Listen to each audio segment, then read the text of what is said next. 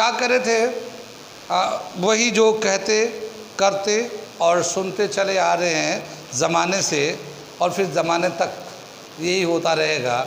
ठीक है, जब तक सूरज चांद रहेगा, ठीक है ना, जब तक सूरज चांद रहेगा यूं ही ऐसी बातें चलती रहेंगी।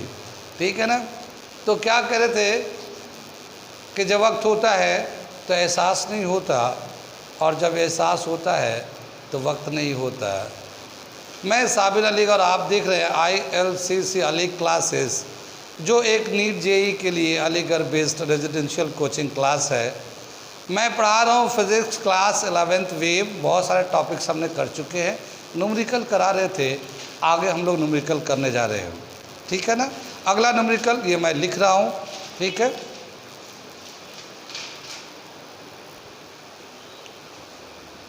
ये क्वेश्चन हम लोग पढ़ के सुना रहे। क्या है? The length of a wire between the two ends of a sonometer is 105 centimetre.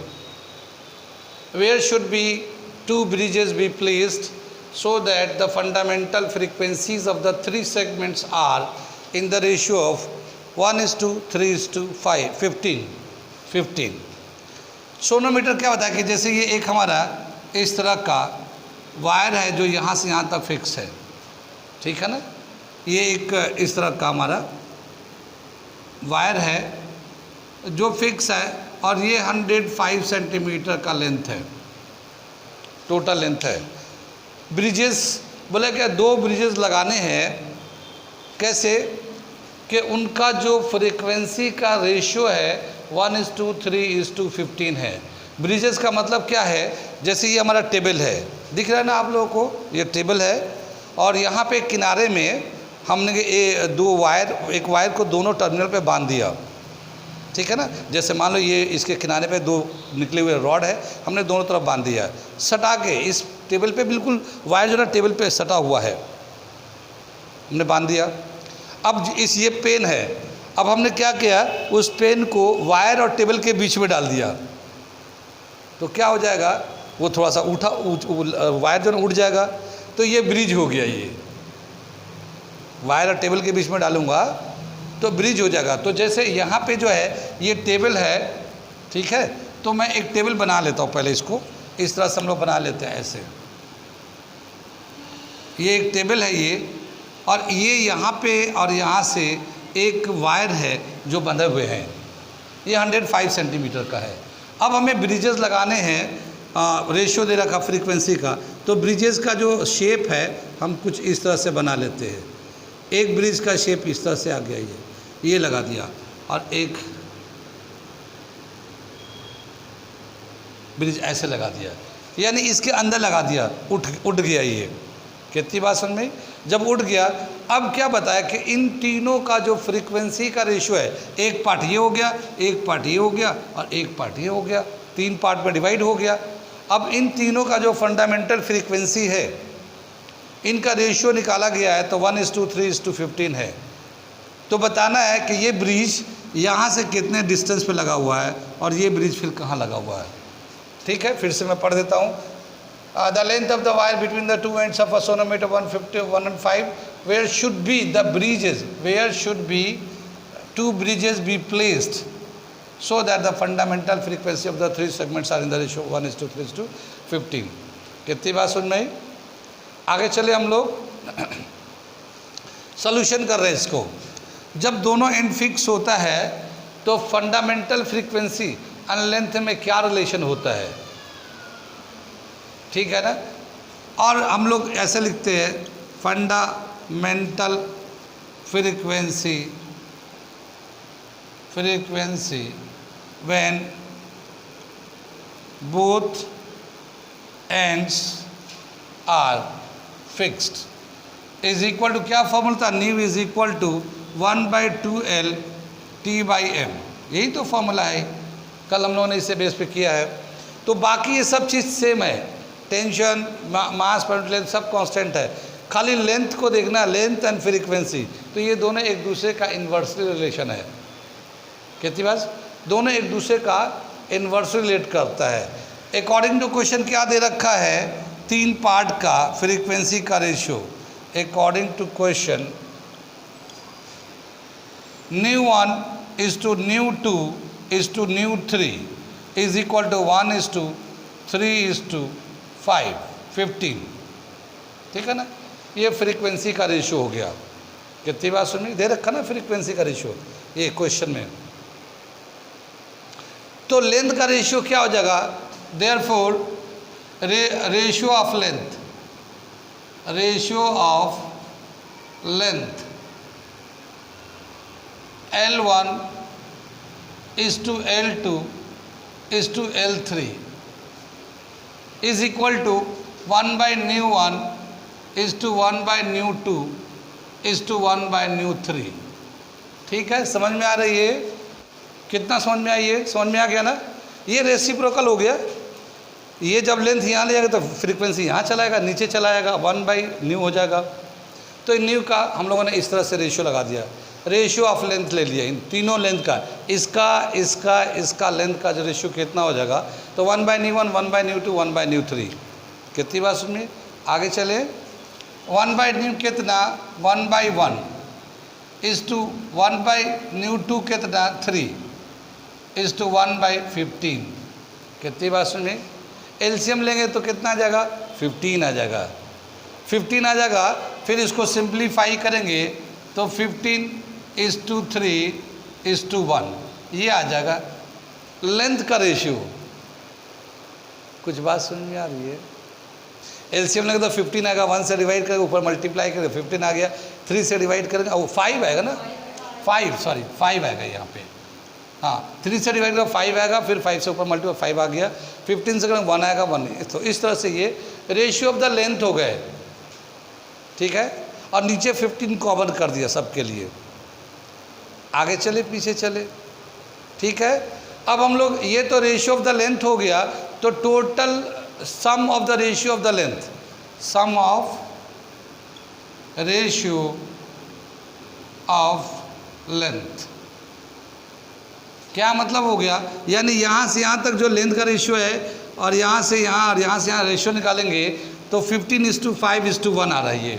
तो टोटल लेंथ को जो रेशियो के टर्म में हुआ वो कितना हो जाएगा, 15 + 5 + 1, यानी टोटल 21 आ गया। ये रेशियो का सम किया हम लोगों ने।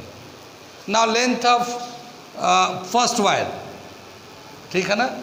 Now length of first segment L1 का लेंथ कैसे निकालेंगे, तो जो इसका रेशियो है आया हुआ लेंथ का रेशियो वो तो ऊपर ले लेते हैं, फिर टोटल रेशियो ले लेते हैं इनटू टोटल वायर का जो लेंथ था 105 सेंटीमीटर।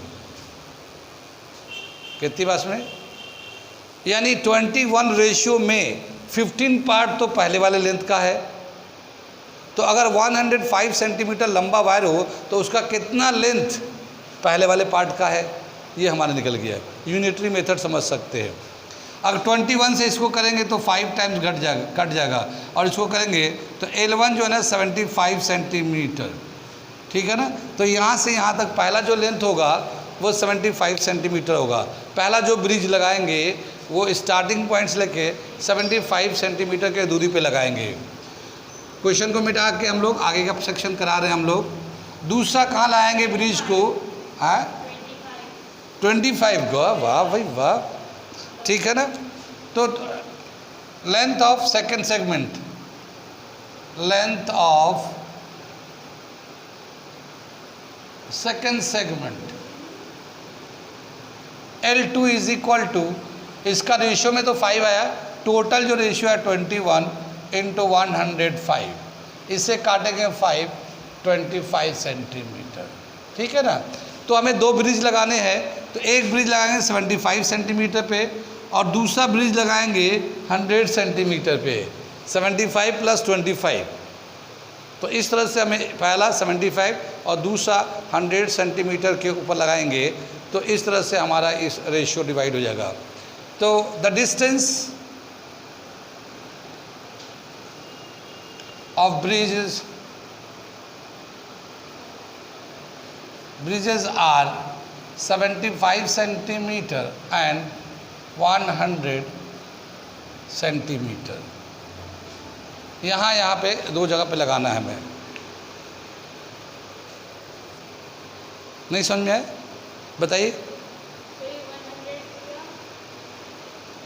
ये जो पहला ब्रिज यहाँ से लगाया, तो ये वाला ब्रिज लगाया, तो यहाँ से स्टार्टिंग पॉइंट था, तो 75 सेंटीमीटर पे लगाया। और ये वाला लेंथ कितना आ रहा है? 25।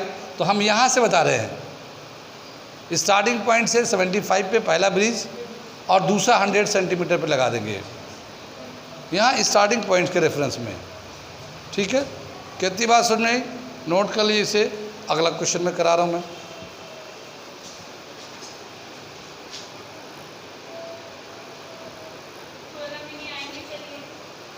आगे चलते हम लोग, अगला क्वेश्चन कर रहे हैं। क्या है देखो, the fundamental frequency of a sonometer wire increased by 5 hertz if its tension is increased by 21%. How will the frequency be affected if the length is increased by 10%? कितनी बात सुनी? क्वेश्चन में 2 बार इंक्रीज दिखा रहा है। क्या बताया कि अगर टेंशन को 21% बढ़ा दें तो फ्रीक्वेंसी 5 हर्ट्ज बढ़ जाता है। जितना फंडामेंटल फ्रीक्वेंसी था उसका 5 हर्ट्ज बढ़ जाता है जब उसका टेंशन 21% बढ़ाते हैं। तो अगर लेंथ को 10% बढ़ाएं तो अब फ्रीक्वेंसी कितना होगा? लेंथ को अगर 10% बढ़ाया जाए, how will the frequency be affected if length is increase by 10%? अगर लेंथ को 10% अगर इंक्रीज करेंगे तो कितना फ्रीक्वेंसी में इफेक्ट होगा? पहले लेकिन दे रखा कि पहले हम लोग टेंशन 21% बढ़ा रहे हैं तो फ्रीक्वेंसी 5 हर्ट्ज बढ़ जाता है। तो इसमें 2 चेंज है अलग अलग, पहले टेंशन बढ़ा रहे हैं और फिर उसके बाद हम लोग लेंथ बढ़ाएंगे। तो टेंशन बढ़ाने की वजह से फ्रीक्वेंसी बढ़ रहा है, ठीक है ना? क्योंकि जब हम लोग इसका फॉर्मूला देखेंगे, जब दोनों एंड फिक्स होता है तो फंडामेंटल फ्रीक्वेंसी का फॉर्मूला होता है new is equal to 1/2L√T/m। तो टेंशन तो डायरेक्टली प्रोपोर्शनल होता है, लेंथ इनवर्सली प्रोपोर्शनल होता है। समझ में बात आ रही है? तो सोल्यूशन कर रहे हैं इसको हम लोग। क्या बताया? The fundamental frequency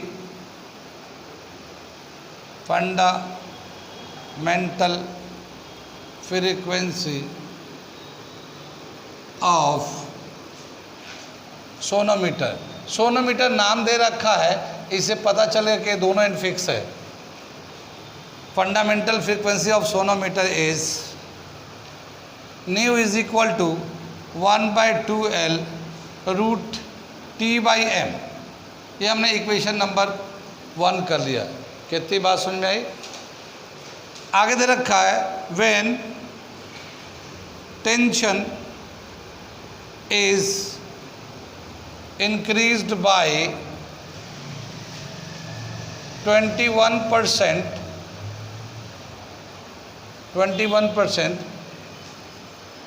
the frequency increased by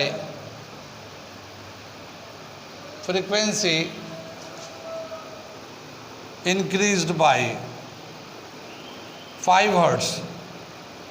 So nu plus 5 is equal to 1/2L√ कितना बढ़ा दिया टेंशन? 21%।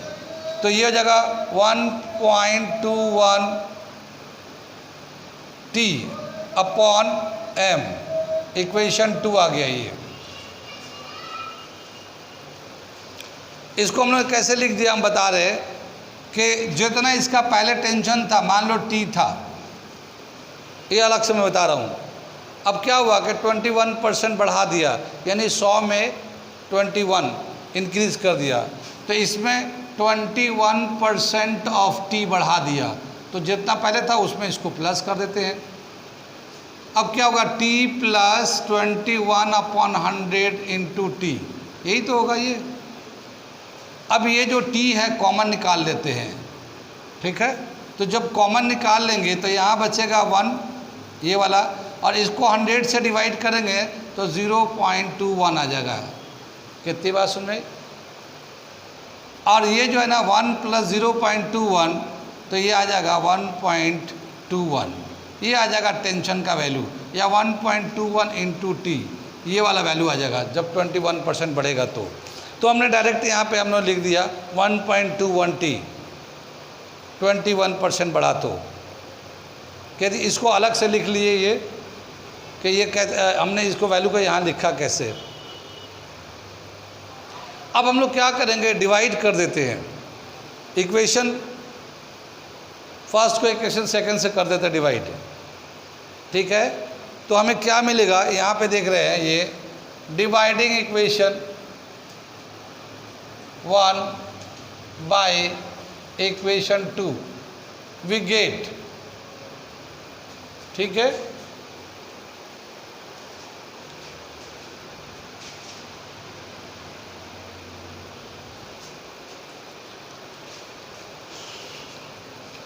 इसको हम लोग डिवाइड कर रहे, देखिए क्या क्या बचेगा, 1/12 तो कैंसिल हो जाएगा, यहाँ से मास कैंसिल हो जाएगा, इसमें से बचेगा t, इसमें से बचेगा 1.21 t, ये ऊपर न्यू1 आएगा, नीचे न्यू +5 आ जाएगा, ठीक है ना। तो क्या मिलेगा, nu upon nu +5 is equal to t upon 1.21 t, ये दोनों को कॉमन रूट में डाल दिया, दोनों पे रूट था ना तो दोनों पे कॉमन रूट लगा दिया। कितनी बात समझ में आई। और t से t कैंसिल हो जाएगा, ये t से t कैंसिल हो जाएगा। ये आगे चले हम लोग यहाँ से मिटा देते, क्वेश्चन को अभी रोकना पड़ेगा, तो हम ये मिटा देते, नोट कर लिए, इसको नोट कर लिए, फिर मैं इसको मिटा दे रहा हूँ।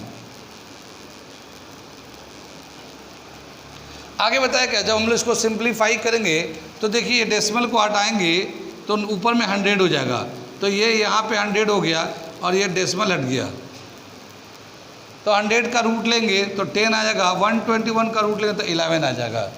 तो क्या मिलेगा, nu upon nu +5 is equal to 10 upon 11, ठीक है। इसे क्रॉस करेंगे तो 11 nu is equal to 10 nu +50, 10 nu को इधर लेके आए तो 11 nu minus 10 nu is equal to 50, nu is equal to 50 hertz.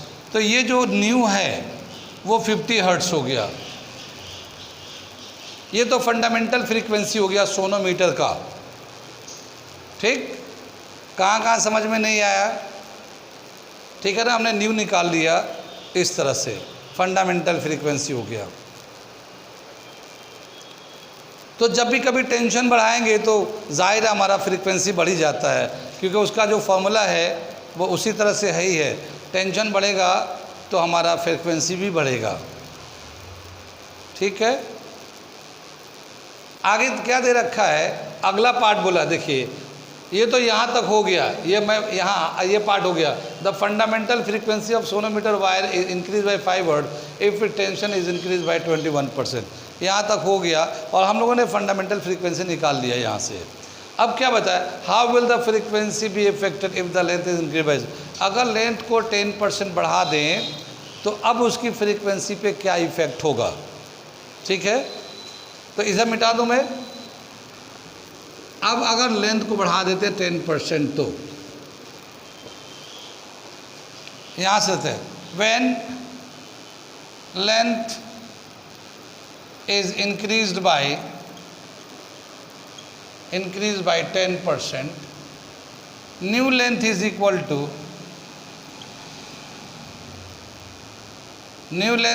To 1.1 L।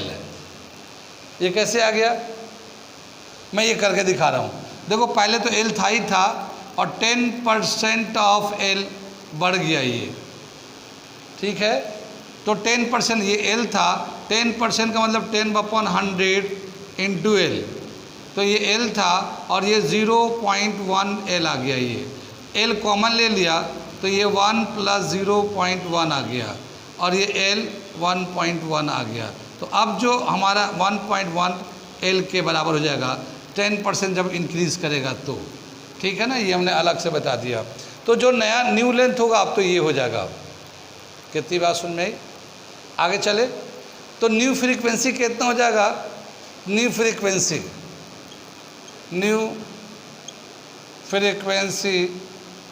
Is equal to nu dash is equal to 1/2 L dash root T upon M. ठीक है, यही तो होगा। यहाँ लेंथ चेंज किया तो L डैश कर लिया, उसकी वजह से फ्रीक्वेंसी में चेंज आएगा तो न्यू डैश कर लिया। ये जो L है, L डैश, इसका वैल्यू कितना आया हुआ? 10%, 1.1 L आया हुआ है। हम उसको डाल देते हैं तो क्या मिलेगा हमारा? Nu dash is equal to 1/2 into 1.1 into L T/M। कितनी बात सुन रही? आगे चले, ये जो है nu dash is equal to V/1.1 लिख सकते हैं। न्यू अपॉन 1.1, ये कैसे हो गया? ये जो न्यू है फंडामेंटल फ्रीक्वेंसी 1/2L T/M के बराबर है ना? ये फंडामेंटल फ्रीक्वेंसी होता है इतना। तो हमने क्या किया, ये जो 1/2L T/M इन सब को एक साथ लेके हम लोग ऐसे कर लिया। इसको हम लोग अरेंज करके लिख देते 1/1.1 और फिर यहाँ से 1/2L रूट T/M ऐसे भी लिख सकते हम लोग। ठीक है ना, अरेंज करके ये 1/1.1 ये अलग कर दिया, फिर 1/2L ये कर लिया T/M। इस पूरे को फंडामेंटल फ्रीक्वेंसी बोलते हैं। ठीक है, और इसको न्यू से दिखाते हैं। कितनी बात सुन में? ठीक है ना, तो इसको हम लोगों ने न्यू से रिप्लेस कर दिया, ये न्यू से फंडामेंटल फ्रीक्वेंसी से। कुछ बात सुन में आ रही है? आगे चले हम लोग, तो ये जो न्यू डैश है न्यू अपॉन 1.1, तो न्यू का वैल्यू हम लोगों ने निकाल रखा फंडामेंटल फ्रीक्वेंसी 50 हर्ट्ज। तो 50 हर्ट्ज को 1.1 से डिवाइड कर लेते हैं। ठीक है, ये डेसिमल हटा के ऊपर 0 कर लेते हैं। कितनी बात में? तो 500/11 कितना जाएगा? 11 5 जा 45, नहीं 11 5 जा 50, हाँ 11 4 जा 45, 11 4 जा 45 बचेगा फिर 5। ओ भैया क्या मेरा टेबल का तो ये टेबल ही रोज़ा तो चला गया, फिर ये कैसे असर हो रहा है? अच्छा गर्मी का असर हो रहा होगा। ठीक है ना, 11 4 जा 44, यहाँ से बचेगा 6 60, 11 5 जा 55 बचेगा 5, डेसिमल लेंगे वो 50 हो जाएगा। 11 4 जा 44, 6 और फिर 5, तो इतना nu dash is equal to 45.5 hertz ये लिख सकते हैं, ये आ जाएगा। कितनी बात समझ में आई? अब इसको फिर से मैं एक बार समराइज़ करता हूँ, और इसको बहुत ध्यान रखने की बात है। क्या चीज़ है कि इसमें दो चेंजेस हो रहे हैं। पहले बार टेंशन में चेंज कर रहे हैं तो फ्रीक्वेंसी दिखा रहा है कि टेंशन हम बढ़ा रहे हैं तो 5 हर्ट्ज फ्रीक्वेंसी बढ़ जा रहा है। तो वो जो उसके हेल्प से हम लोग फंडामेंटल फ्रीक्वेंसी निकाल ले रहे हैं। ठीक है ना, उसके हेल्प से हम लोग फंडामेंटल फ्रीक्वेंसी निकाल रहे हैं। ये तो टेंशन में इंक्रीज था। अब उसके बाद क्या बोला है कि अगर हम लोग लेंथ भी इंक्रीज करें 10% का तो अब क्या इफ़ेक्ट होगा फ्रीक्वेंसी पे, या नया फ्रीक्वेंसी क्या होगा। तो लेंथ के हिसाब से हम लोगों ने जब 10% बढ़ाया था तो ये 1.1 L के बराबर हो जाएगा नया न्यू लेंथ जो है। ठीक है, और हम लोगों ने यहाँ पे इसको थोड़ा अरेंज करके लिखा है तो न्यू अपॉन 1.1 आ गया है। नया न्यू जो फ्रीक्वेंसी है न्यू डैश, ये original fundamental frequency upon 1.1 length का जो बढ़ा हुआ लेंथ है। इसका फ्रीक्वेंसी 50 था, हम लोगों ने 50 डाला था यहाँ पे, ये तो हमने डेसिमल हटा के 500 किया बाकी। और लेंथ जब बढ़ेगा तो जाहिर है फ्रीक्वेंसी घटेगा, फ्रीक्वेंसी घटता है, क्योंकि जो हमारा जो ये जो लेंथ एंड फ्रीक्वेंसी है इन्वर्सली है। लेंथ बढ़ाएंगे तो फ्रीक्वेंसी घटेगा।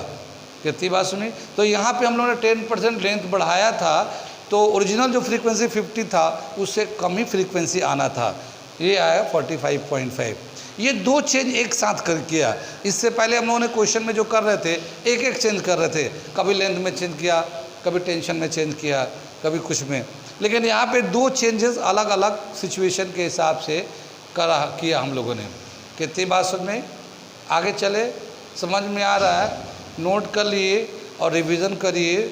जितना क्वेश्चन मैं करा रहा हूँ अगर उतना भी कर लेंगे तो नीट में बहुत आसानी से काम हो जाएगा। ठीक है, खाली ये है कि आपको क्लियर होना चाहिए कि क्या चीज़ चेंज हो रहा है, कैसे वो हो रहा है।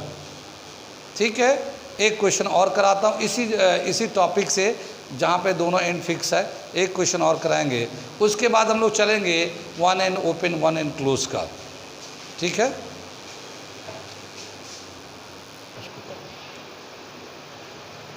क्या दे रखा है ये मैं करने जा रहा हूँ अगला क्वेश्चन को। ये भी क्वेश्चन देख लीजिए। A wire has a linear mass density of 5 × 10⁻³ kg/m³ is stretched between two rigid supports with a tension of 450 Newton. The wire resonates with a frequency of 420 Hz. The next higher frequency at which the same wire resonate is 490 Hz. Find the length of the wire. क्या समझ में आया कि एक wire है, उसको अगर हम लोग दोनों एंड पे फिक्स कर रखा है और उसको वाइब्रेट कराते हैं तो उसका जो रेजोनेंट होता है वो 420 हर्ट्ज फ्रीक्वेंसी पे रेजोनेंट करता है। रेजोनेंट का क्या मतलब होता है कि वो जो फ्रीक्वेंसी है और एक जो एक्सटर्नल फ्रीक्वेंसी है, जैसे याद होगा पहला क्वेश्चन कराया था कि करंट पास करते तो उसकी फ्रीक्वेंसी कितनी है, अगर वो रेजोनेंट करता है तो उसका हमने फ्रीक्वेंसी निकाला, बताया कि जो करंट का फ्रीक्वेंसी होगा 50 हर्ट्ज होगा। पहला क्वेश्चन ही कराया था हमने, ठीक है ना, 50 हर्ट्ज का। तो रेजोनेंट का मतलब ये होता है कि जिस पे साउंड ज़्यादा लाउड सुनाई देता है और वो जो फ्रीक्वेंसी है जिस पे रेजोनेंट सुनाई दे रहा है वही उस इंस्ट्रूमेंट की फ्रीक्वेंसी है उस टाइम पे। लेकिन वो कौन सा मोड ऑफ वाइब्रेशन है ये पता नहीं। कौन सा मोड ऑफ वाइब्रेशन का मतलब फर्स्ट मोड ऑफ वाइब्रेशन है, सेकंड मोड ऑफ वाइब्रेशन, किस मोड ऑफ वाइब्रेशन पे वो रेजोनेट कर रहा है। ठीक है ना, वो मोड ऑफ वाइब्रेशन तो पता नहीं, लेकिन 420 हर्ट्ज पे वो रेजोनेट कर रहा है एक बार, और उसके जस्ट एक दूसरा फ्रीक्वेंसी है, उसके हायर फ्रीक्वेंसी जहाँ पे दोबारा से वो रेजोनेट कर रहा है वो है 490 हर्ट्ज। तो बताना है कि वो जो हमारा डिवाइस वायर है उसकी लेंथ कितनी है। कितनी बात समझ में? आगे चले पीछे चले हम लोग। तो यहाँ पे सॉल्यूशन कर रहे हैं और देखते हैं क्या है इसमें। पहले वाले जब ये 420 पे रेजोनेट कर रहा है उस वक्त ये पता नहीं कौन सा लूप है या कौन सा मोड ऑफ वाइब्रेशन है। तो हम लोग क्या करते हैं उसको मान लेते हैं। लेट द सोनोमीटर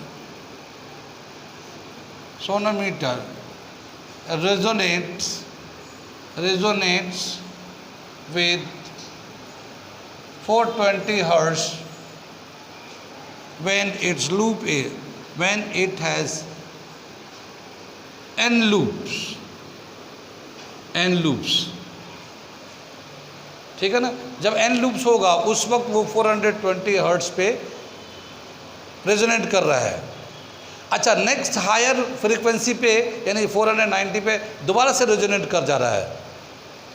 तो जो अगला जो लूप है जो 490 पे रेजोनेट कर रहा है वो कौन सा लूप होगा? n+1। ठीक है ना, and the next loop n+1 resonates with 490 hertz। 490 hertz. कितनी बात में ये हम लोगों ने एज्यूम कर लिया। अब जो हमारा नाउ जो फ्रीक्वेंसी निकालेंगे, frequency for N loop is equal to क्या होगा? n/2L T/m। ये याद आ रहा, हम लोगों ने यहाँ पे ऐसा क्वेश्चन किया था, हम लोगों ने किया था ना, एन लूप यहाँ पे लिया था, कल उस दिन बताया भी था। ठीक है, तो n लूप्स के लिए जो फ्रीक्वेंसी होगा nu n is equal to n, यहाँ पे नंबर ऑफ लूप्स लिखते हैं यहाँ पे अपॉन 2L T/m। कितनी बात सुन में आई? आगे चले पीछे चले, समझ में आ रहा है? आ रही है। ये n लूप होता है। यहाँ पे फंडामेंटल के लिए 1 लेते हैं तो 1/2L लिखते हैं। कितनी बात सुन में आई? और n लूप्स के कौन सा लूप है, 4 नंबर 5 नंबर 6 नंबर, कौन सा लूप है जो रेजोनेंट हो रहा है, ठीक है ना? तो हमें पता नहीं है 420 हर्ट्ज पे कौन सा नंबर का लूप रेजोनेट कर रहा है, तो n मान लिया। अब क्या बोला? फॉर नेक्स्ट हायर लूप, ठीक है ना? तो उसके लिए लेते हैं next higher loop which resonates with 490 hertz is given as nu n plus 1 is equal to n plus 1 2L T/m। ये सेकेंड इक्वेशन ले लेते हैं हम लोग। अभी सेकेंड इक्वेशन नहीं लेते हैं, यहाँ पे एक चीज़ और कर लेते हैं। ये जो n का जिस पे रेजोनेंट हो रहा है, ये फ्रीक्वेंसी कितनी है? पहले वाली है 420 पे n/2L T/m। इसको इक्वेशन नंबर 1 कर लेते हैं, क्योंकि ये जो रेजोनेट कर रहा है n लूप पे 420 पे रेजोनेट कर रहा है। वैसे यहाँ पे जो है n+1 लेंगे तो ये 490 हर्ट्ज पे ये उसके ऊपर वाला जो है रेजोनेट कर रहा है। ये सेकेंड इक्वेशन ले लेते हैं हम लोग। कितनी बात सुन में आई? अब इन दोनों को डिवाइड कर देते हैं हम लोग, ठीक है ना? Dividing equation 1/2, dividing equation 1 by equation 2। तो क्या होगा? 420 को 490 से डिवाइड कर देते हैं, ठीक है ना? तो जब डिवाइड कर देते हो क्या क्या कैंसिल हो जाएगा? T/m दोनों कैंसिल हो गया। T/m उसमें भी इसमें भी कैंसिल हो गया। डिवाइड करेंगे तो 2L कैंसिल हो जाएगा। बचेगा क्या? यहाँ से n बच जाएगा, वहाँ से n+1 बच जाएगा। तो ये आ जाएगा n ऊपर में और ये n+1 बच जाएगा। कितनी बात में? 0 से 0 काट देंगे, 6 7 जा नहीं 6 7 जा 7 से 7 6 जा 7 6 जा 7 7 जा 49। कितनी बात सुन में? इसे क्रॉस मल्टीप्लाई कर दो, 6n+1 7n। कितनी बात सुन में? 6n+6 is equal to 7n and n is equal to 6। तो क्या समझ में आया कि जो 6 लूप है, n का वैल्यू जो 6 आता है, जो लूप है 6 लूप्स जो है वो रेजोनेट कर रहा 420 हर्ट्ज पे। फंडामेंटल फ्रीक्वेंसी नहीं कर रहा, 6 मोड ऑफ वाइब्रेशन जो है वो रेजोनेट कर रहा है 420 हर्ट्ज से, और उसका एक ऊपर यानी कि 7 मोड ऑफ वाइब्रेशन जो है वो 490 हर्ट्ज से रेजोनेट कर रहा है। कितनी बात सुन में? अब हमसे बोला है कि find the length of the wire का लेंथ, यानी ये L निकालना है। कितनी बात सुन में? अब ये L निकालने के लिए n का वैल्यू हमें पता चल गया 6। टेंशन जो है ना वो क्वेश्चन में दे रखा है 450 न्यूटन टेंशन दे रखा है, और मास भी दे रखा है, मास पर यूनिट लेंथ ये दे रखा है वहाँ पे 5 × 10⁻³ तो इस वैल्यू को डालते हैं, putting the value of n in equation 1, ठीक है, और t और वगैरह वगैरह सब डाल देते हैं, ठीक है। तो यहाँ पे मैं थोड़ा सा मिटा दे रहा हूँ और इसके बाद इसे कंप्लीट कर रहा हूँ। ये समझ में आ गया ना यहाँ तक? Putting the value of n, putting the value of n t and m in equation 1, n का वैल्यू डाल देते तो ये आ जाएगा 420 is equal to 6/2 × L tension है 450 और मास है 5 × 10⁻⁻3। ठीक है ना। इसको सिंप्लीफाई करेंगे तो देखिए क्या होगा, 5 से इसे कैंसिल करेंगे तो ये 9 हो जाएगा, 90 हो जाएगा। और ये जो है ना 3 माइनस का ऊपर जाके प्लस हो जाएगा कितनी बात में, तो ये 420, ये 3/L आ जाएगा, ये 2 से कट गया 3 हो गया, 3/L और ये हो जाएगा 9 × 10⁻⁴ ऐसे आ जाएगा ये। ठीक है, यहाँ पे L को शिफ्ट कर लेते हैं तो क्या मिलेगा 3/420 और ये आ जाएगा 300। ठीक, 1 0 यहाँ से कैंसिल कर लेते हैं, 3 से काटेंगे, 3 1 = 3, 3 4 = 12 और ये 30 है, ये 14 है, ये आ जाएगा 15/7, 15/7, 7 2 = 14, 1 बचेगा, 10 हो जाएगा 1 4, इतना मीटर इसका लेंथ हो जाएगा। लेंथ ऑफ द वायर है सोनोमीटर वायर 2.14 मीटर। कितनी बात समझ में आई है, ये हमारा आंसर आ गया। इसमें क्या किया था हम लोगों ने, इसमें जो है रेजोनेंट के हेल्प से, और जब रेजोनेंट कितने फ्रीक्वेंसी पे हो रहा है उस फ्रीक्वेंसी पे वो कौन सा मोड ऑफ वाइब्रेशन है जो रेजोनेंट कर रहा है, उसके लिए 2 अलग अलग हमें दिया हुआ था, 2 अलग अलग फ्रीक्वेंसी जिस पे रेजोनेंट कर रहा है वो दिया हुआ था, वो हम लोगों ने निकाला है। कितनी बात समझ में आई, ठीक है ना। और वहाँ से n का वैल्यू निकाला है, तो हमारा जो मेन जो फार्मूला यहाँ पे आएगा इस तरह का रेजोनेंट में, वो ये वाला फार्मूला आएगा। ये यहाँ से n निकल जाएगा फ़ौरन ही, बाकी सारा पैरामीटर्स तो कैंसिल हो जाएंगे। ये n+1 इसका फ्रीक्वेंसी यहाँ से n निकाल लेंगे और फंडामेंटल फ्रीक्वेंसी में लेकर डाल दिया, कैलकुलेट कर दिया। कितनी बात समझ में आए, आ रहा है समझ में, इसे बहुत ही अच्छा सवाल है। और अगर इतना नोट कर समझ लिया ना, और ख़ुद से अगर इस तरह के करने के आपके अंदर एबिलिटी आ जाएगा, तो फिर मुझे नहीं लगता कि ऐसा कोई सवाल, अभी तो मैं अभी और कराऊंगा, ये तो फिक्स n का कराऊँ, इससे ज़्यादा बाहर नहीं जाएगा, बोथ n फिक्स का। ठीक है, इसके बाद में अगला कराऊंगा जिसमें 1n फिक्स दोनों आ जाएगा। इसमें अगला जो टॉपिक आ रहा है उसमें 1n closed, both and open, दोनों का मिक्स क्वेश्चन है अगला टॉपिक में। ठीक है ना, तो दोनों फॉर्मूले रिवीजन करके आइएगा, जब 1n क्लोज होता है तो वो, और फिर दोनों एंड ओपन होता है तो वो। ठीक है, समझ में आ रहा है आपको भी, लाइक करिए, शेयर करिए, सब्सक्राइब करिए और हमारे वीडियो को देखते रहिए, पसंद करें ना करें।